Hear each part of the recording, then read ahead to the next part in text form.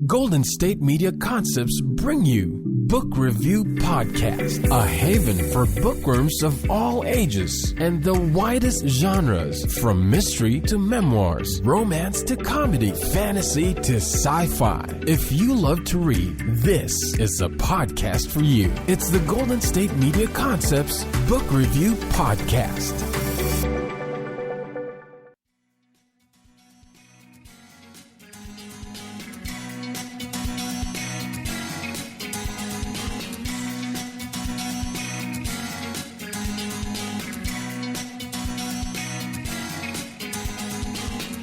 Hello and welcome to the Golden State Media Concepts Book Review Podcast. I am your host, Sarah, and I'm happy to be joining you again today for another episode of this podcast, talking about one of my favorite subjects in the world, which is books and reading.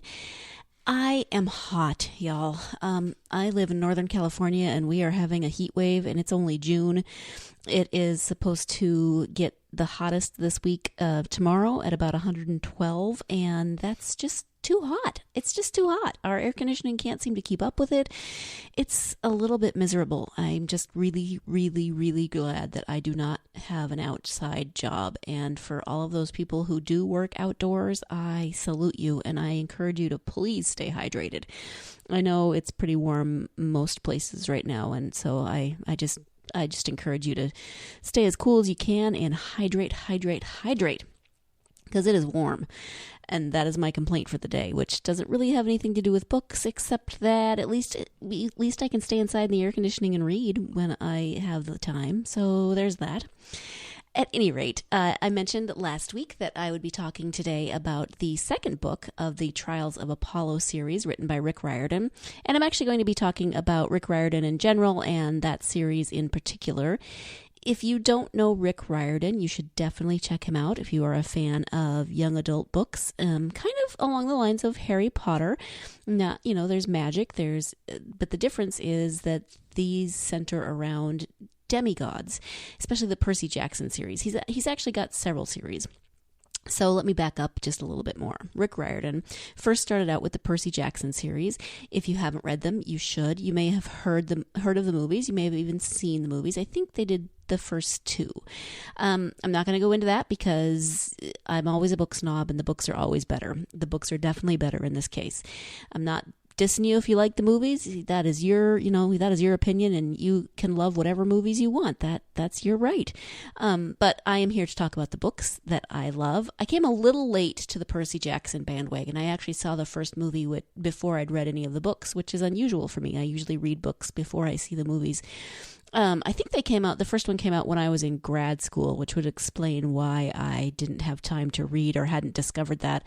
And I was home on a vacation, home in Montana, and my parents and my brother, I think I've mentioned, own the movie theater in my hometown, and Percy Jackson was the movie playing that weekend that I was home, so I was able to see it and listen to my parents and my brother talk about the differences between the book and the movie and what they liked and what they didn't like, etc. And I thought, why have I not read this series?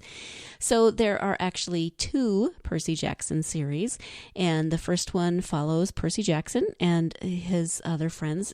Percy Jackson is a Greek demigod. He is the son of Poseidon, and he finds this out when he is about 11 or 12 and finds out that there is a Camp Half-Blood in upstate New York where Greek demigods go to be trained, and because they attract monsters, there's all of this great myth and mythology that happens in these books.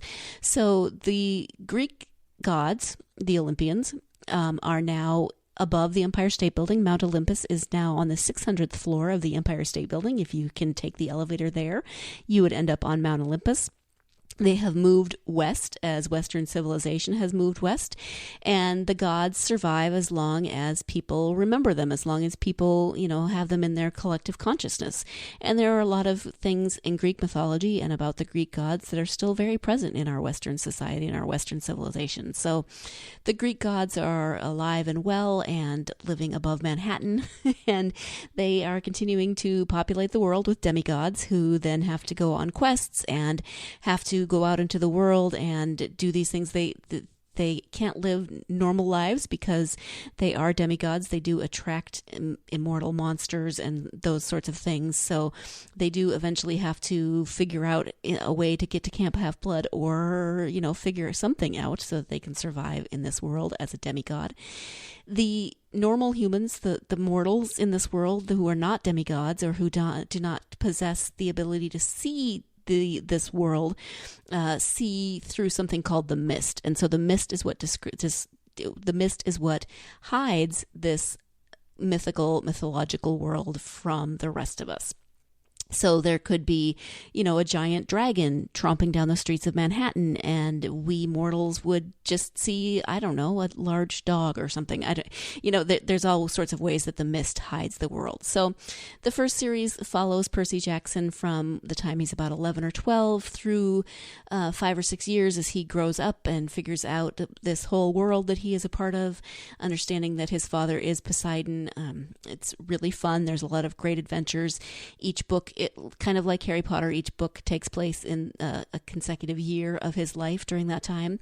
And then there's a second book or a second series, also not centered on Percy Jackson, but Percy Jackson is in it, and he is part of another quest. And that series is, instead of being consecutive years, it's just several books in the same series talking about this quest. And that book is fabulous because we learn that there are also Roman demigods, that there's a whole other camp. That one is in the Bay Area. And Roman and Greek demigods find out about each other. They actually end up having to go on a quest together and figure things out. And the books are just a lot of fun. They're a lot of fun. They're funny.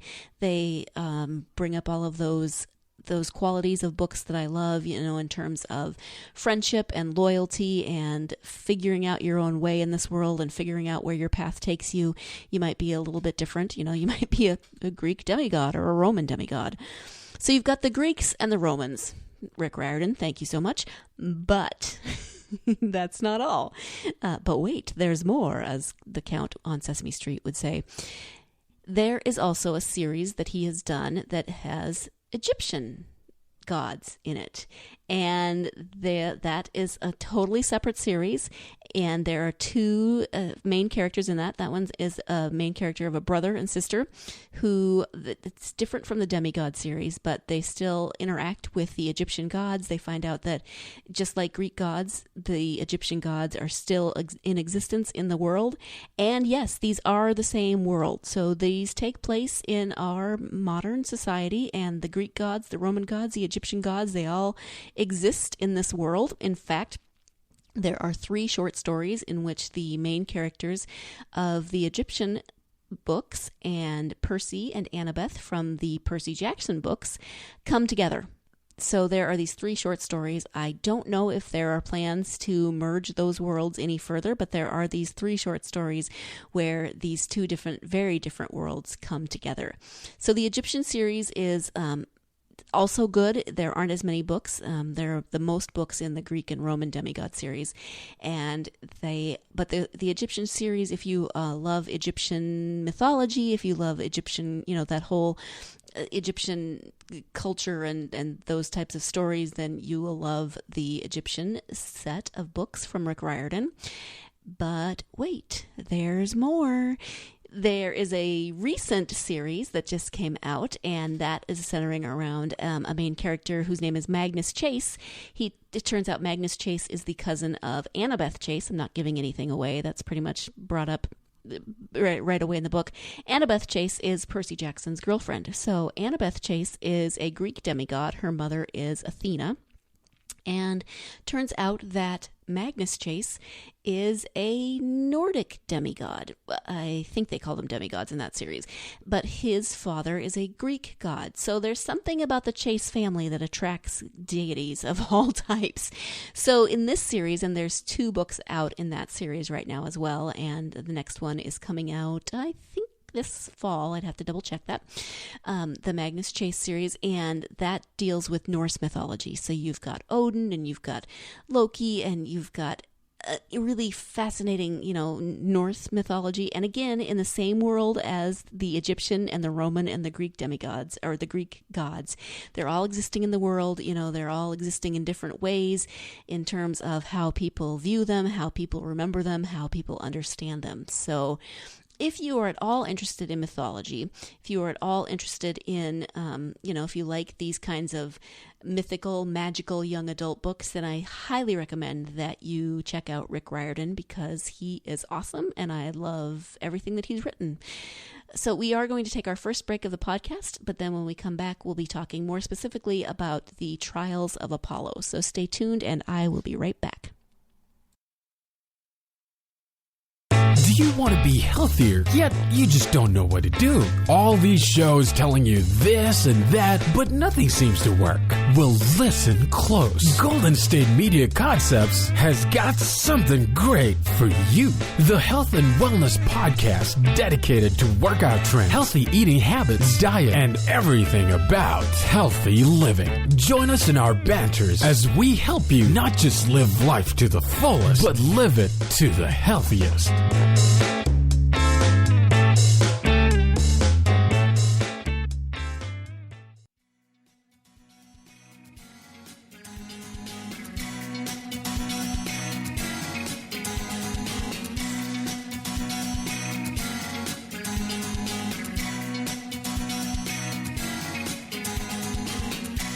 Welcome back to the Golden State Media Concepts Book Review Podcast. We are talking about author Rick Riordan today. Specifically, now we're going to be turning our attention to the Trials of Apollo, his most recent series dealing with the world of the Greek and Roman gods.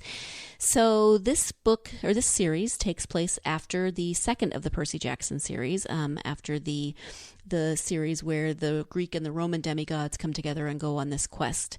So this now focuses, rather than Percy Jackson is in it a little bit, especially in the first book, just I think kind of as a segue into this world.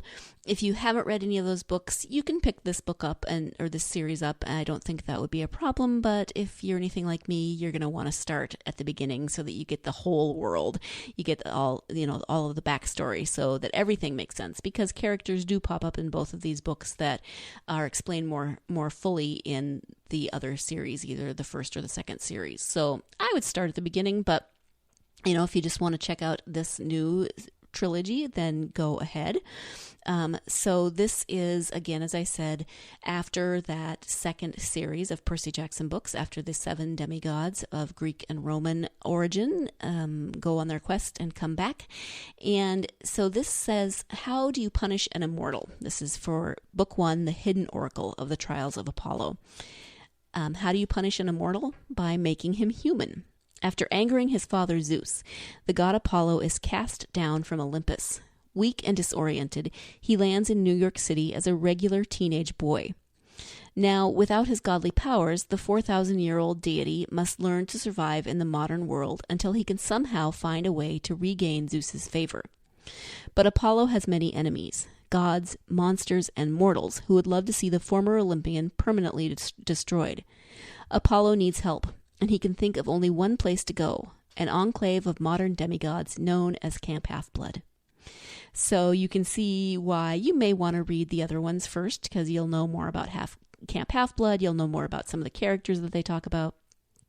This is listed as being for grades 5 through 9 and age levels 10 through 14. So you've got that young adult crowd, and another great one to read as a family if you do that. And my family doesn't read them as a family. We all read them and then we talk about them. We're all adults, so we don't just sit down together and read them. Plus, I'm in a completely different state than they are. But we all love these books, and so we all talk about them as soon as they come out.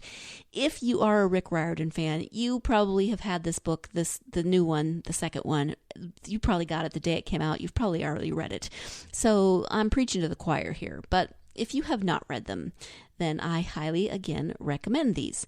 So in this first book, this takes place again after that second series of Percy Jackson books, and there has been a war between demigods and gods and giants, and as part of that, Apollo is punished for part of his role in that war, something that he did. And I'm not going to give stuff away, but he is punished. He is sent to Earth as a human. This has precedence. There have been other times in Greek mythology when Zeus has turned gods mortal and sent them to Earth.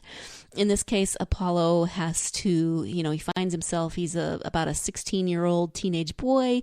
He goes from being the god of archery and music and healing, and he's very handsome, especially in his own eyes. He's just irresistible to men and women alike, and now he's this, as he puts it, flabby teenager with acne, and this just drives him it just drives him crazy to no end. As part of being mortal, he has he ends up being in service to someone, and that turns out to be a very, very odd young woman named Meg, who it takes a while through this book to find out some of her backstory and figure out what exactly is going on with Meg. She is a demigod. You will find out more about that as you read, but she just annoys the snot out of Apollo. Lester Papadopoulos, that's his mortal name, his 16-year-old human name. And so he encounters her almost immediately after being sent to Earth as a mortal. And they have to make their way to Camp Half-Blood together. And then they have to go through all of these different quests that lead to hopefully Apollo being returned to Mount Olympus as a god. So this book has a lot of things to recommend it. You get Apollo, who is, used to being a god for thousands of years. This actually, I think, is the third time he's been punished by Zeus and been sent as a mortal. So you would think that he would be a little bit used to it by now, but gods don't have the greatest memories in terms of that sort of thing, it turns out. So, he's blocked those periods a little bit. So he doesn't have his godly powers. He is a mortal 16-year-old. He has a sketchy memory of his time as a god, so some things he remembers, some things he doesn't. He's now in service to this young, strange street urchin, you could call her. That's what he calls her in the beginning. She seems to be kind of maybe homeless. He encounters her in an alley where she pops up out of a dumpster and starts throwing trash at the people who are stalking Apollo. So that's Meg, and Meg is now in service, or Apollo is now in service to Meg in this first book, and they have to figure out how to work together. They go to Camp Half-Blood. Percy Jackson is in the beginning of this book. He helps them to get to Camp Half-Blood, but he is not a main character in this particular series. So he does appear, as I said, to give kind of that continuity and to bring tie the other books into this new series and sort of just segue you into this. It's not a new world. It's just focusing on a different character, and now a character who used to be a god. So you are seeing this progression that Apollo has to make from being a god and ordering demigods to go on quests to now being a mortal teenager who is being sent on quests that he would normally send other people on. He's not used to doing things himself. He's very vain. He's very selfish. He is very narcissistic. Well, that's the same thing as vain, but he's very selfish, very full of himself. And now he is just a regular person. And he has to deal with that, and he has to deal with the way that regular people are treated by the gods. So it's an interesting progression for him in this book. The other interesting thing is that when he gets to Camp Half-Blood, he meets 3 of his mortal children. So that's a little bit awkward considering that they're all about the same age as he is. So he has to figure out how to deal with that. But he is an interesting character. I'm trying to think of ways. He is surprisingly likable for as obnoxious as he can be, as selfish as he can be. And he does start to see the world around him a little bit differently as this book goes on. But he is definitely, even though his memories are not fully intact, he still has that memory of what it means to be a god, what it means to be all powerful. And, he is the sun god also, so he drives the sun chariot. So that's another thing that he's used to. He's the god of poetry. He's the god of music. He's sun god, he is the god of healing. He's the god of archery. So he has all of these things that he now can't do just as the snap of a finger. He has to actually work for things. And for Apollo, that is definite punishment. So Zeus chose wisely in terms of how he chose to punish Apollo for his part in the last series. We are going to take our second break of the podcast. When we come back, then I will be turning our attention to that second book in this series, and that is The Dark Prophecy. So stay tuned, and I will be right back. Tired of searching the vast jungle of podcasts? Now listen close and hear this out. There's a podcast network that covers just about everything that you've been searching. Hey! The Golden State Media Concepts Podcast Network is here. Nothing less than a podcast bliss with endless hours of podcast coverage. From news, sports, music, fashion, cooking, entertainment, fantasy, football, and so much more. So stop lurking around and go straight out to the Golden State Media Concepts Podcast Network. Guaranteed to fill that podcast itch. Whatever it may be. Visit us at www.gsmcpodcast.com. Follow us on Facebook and Twitter, and download us on iTunes, SoundCloud, and Google Play.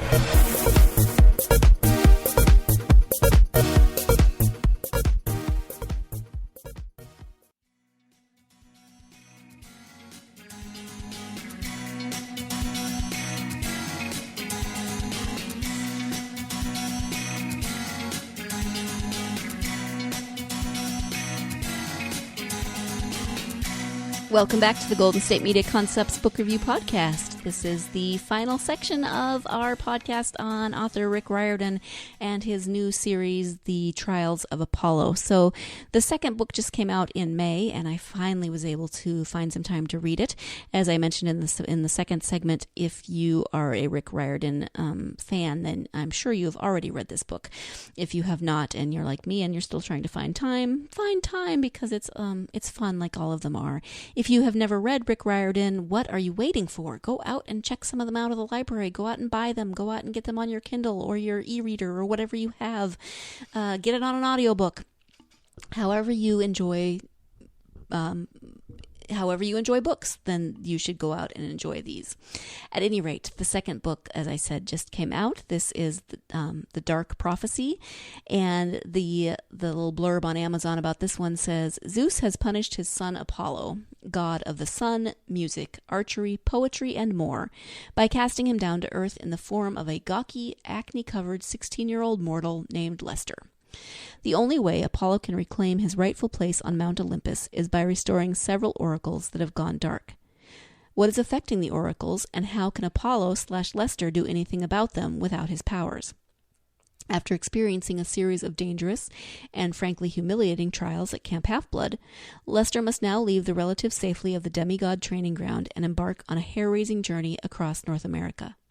Fortunately, what he lacks in godly graces, he's gaining in new friendships, with heroes who will be very familiar to fans of the Percy Jackson and the Olympians and Heroes of Olympus series. Come along for what promises to be a harrowing, hilarious, and haiku-filled ride. So even the blurb sounds fun, right? Sounds full of adventure, and you get to see that even the blurb, you can tell that Lester/Apollo is growing a little bit. He's actually learning some stuff from his time as a mortal. He is figuring out that friends are helpful, that relationships are helpful. His relationship with Meg has to continue to evolve in this book. There were things that happened at the end of the last book that have to be sorted out in this one, and then as this says, there are characters who are familiar to fans of those first two series, so you'll be excited to know that some of your favorites have come back, and you'll get to see more of them and just share more of the adventures of some of your favorite characters, which I really loved. Harrowing, hilarious, and haiku-filled ride is what this book promises to be, according to the blurb. And the haiku references every chapter. Rather than having a chapter title, every chapter begins with a haiku, because Apollo is the god of poetry. And in the Percy Jackson and the Olympians series, when they encounter Apollo, he is going through this haiku phase, and he's always composing haikus about everything, and they're never good. They're really bad haikus, and so each chapter starts with a haiku that tells you a little bit about what's going to happen in that chapter, and some of them are really groan worthy. They're pretty funny. So that is that reference. Again, he's learning. He's getting a little more likable, actually. He's not quite so self-centered in this book. He is starting to see the world around him a little bit differently. He's starting to see relationships a little bit differently. He's starting to see mortals a little bit differently. And he continues to evolve through this book. He's still, got those same characteristics of the world should be centered around him. He is, after all, the god Apollo. And why aren't people paying attention to him? And why aren't they just, being amazed and bowing down in awe and wonder whenever he walks into a room? That can get a little old, and it's supposed to, because he is, he has been a god for thousands of years, so it's understandable. It's definitely eye rolling. You do a lot of eye rolling at his vain and self-centeredness, but he is growing. One thing that I like about these books is that they are just chock full of pop culture references. I mean, Rick Riordan can drop pop culture references in like nobody's business. He just they're everywhere. There's not a chapter that goes by that doesn't have something. I do have a friend who reads these, and that's one thing that he doesn't like about the series. For some reason, it bugs him that there's just too many in his mind. So there is that aspect. You may, it may not be your thing. It may kind of pull you out of the moment or pull you out of the series. But for me, they don't pull me out of the story. They just make me giggle a little bit, because as I'm reading, and then suddenly this pop culture reference pops up. The gods have Hephaestus TV. They have GodTube instead of YouTube. He's always talking about updating Instagram or Snapchat, and so there's just a lot of those great references. And Rick Riordan himself must be very in touch with a lot of things pop culture, because there's some things in there that even I go, not entirely sure what that is, but I'll sound old right now and say, it must be what the young kids are saying these days. I don't say it in that voice. Actually, I do say it in that voice just because I'm a dork that way. Moving on. Okay, so this book just came out. I just read this book. I loved this book as much as I have loved the other books. They take me back to a world that I have grown to love. They take me back to characters that I have grown to love. They introduce me to new characters that I learn to love and enjoy in this series. And I love watching the characters grow and develop. I love, like I said, that some of the characters from the other books still are making appearances. So if you love them in the other books, then you can still check in with them and see how things are going, even though the story doesn't revolve around them, which Apollo would be horrified. Fortunately, this book does revolve around him, but if he were some of the other characters, he would be horrified because he is no longer the main focus. I don't know what else to say. How many times can I say I love this book? I love this book. I recommend all of these books as I said, if you are a fan of mythology, if you are a fan of adventure stories, if you are a fan of young adult series, then these are wonderful to check out. They are great summer reading. If you've got children who need books to read this summer who are in that age group, this says 10 to 14, grade levels 5 through 9. You, of course, know your children better than just generic labelings do, just generic age and grade levels. So if they're ready for a book that is full of adventure. The books they're not dark. There's some scary things that happen, but they're not terribly graphic or scary or filled with horror or anything like that. They do have adventure, so they can be a little scary maybe for younger audiences, but for the age that they're recommended for, or the maturity level that they're recommended for, they're just great. And again, your children better than I do, or better than any person writing a blurb does. So you know what types of books that your family, your children like. So you can make that determination if they will like these books or not. I happen to love them. My adult family happens to love them. And so we all enjoy whenever a new one comes out. I'm really glad that I got to finally get around to reading this one. So that is all the time that we have for this podcast. I hope you will join me next week when I am going to be looking at a series that I discovered that I have that I hadn't heard of before. The Secret of Spell Shadow Manor series. That's kind of hard to say. The Secret of Spell Shadow Manor. So I'm excited to read that. It was described as Harry Potter meets Hunger Games. So if you join me next week, we will talk about that and see if I agree with that. You can see if I agree with that assessment or not. So thank you so much for joining me. Please join me again next week. In the meantime, you can find all of our podcasts at www.gsmcpodcast.com. You can download those podcasts on iTunes, SoundCloud, Stitcher, and all of the apps that you use for your mobile devices. And you can follow us on social media, Facebook, Instagram, Tumblr, and Twitter, GSMC Book Review. So come check us out on social media, leave us some comments, whatever floats your boat. Hope you have a wonderful week. Again, I'm going to tell you, stay out of the heat and hydrate. But while you're doing that, also try to go get yourself lost in a good book. Thank you.